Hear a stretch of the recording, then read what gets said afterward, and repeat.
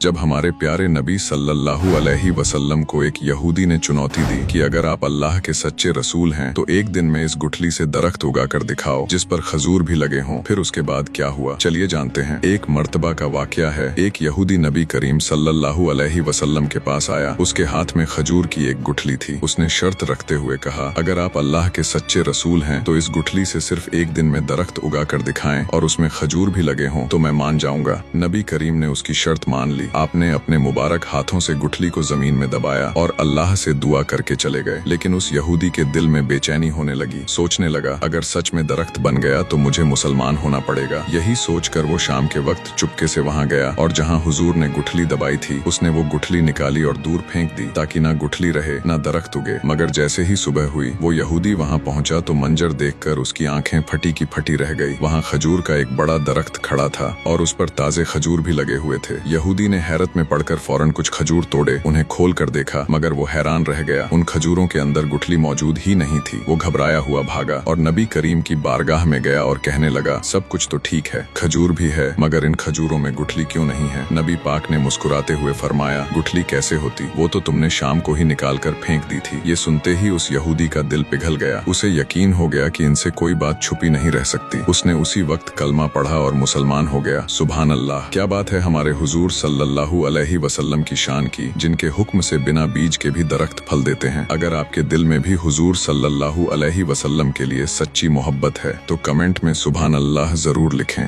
और like subscribe जरूर करें।